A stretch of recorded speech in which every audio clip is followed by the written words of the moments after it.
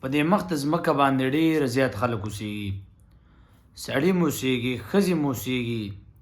مختلف قسمه خلک په دې مخ ته ځمکه باندې اوسېږي، خو لیکن نیکه بیبي څوک ده؟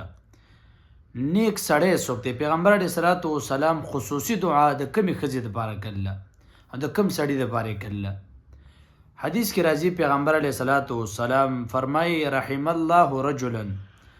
الله رب العزت رحم وکړي په هغه سړي باندې چې دا کله تهجد ته راپاسي او خپلې بیبي ته او خپلې زنانه ته ووایي چې تهجد ته تم راپاسه، هغه بیبي انکار وکړي زه تهجد نشم کولی، دا سړی اوبه راوالي او په مخ باندې له اوبه وشیندي، زنانه تهجد ته راپاسي، خپله بیبي تهجد ته راپاسي. پیغمبر علیه الصلاة والسلام فرمایي رحم الله رجلا، الله دې په داسې سړي باندې رحم وکړي، الله دې داسې سړی بختور کړي. او بیا فرمایي چې کله یو زنانه داسي چې هغه زنانه تهجد ته راپاسي، زنانه تهجد ته راپاسي او سړی اوده دی، خاوند یې پروت دی اوده دی، خاوند ته ووایي پاسه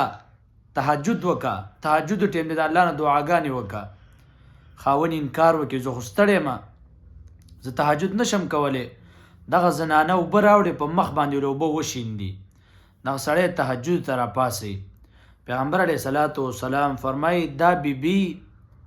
دا خاوند دا دواړه برکتي دي، ځکه چې کله یو ودو کېږي نو دا بلې راپاسي، چې دا بل دو کېږي دا بلې راپاسي. د داسې ښځې دپاره د داسې خاوند دپاره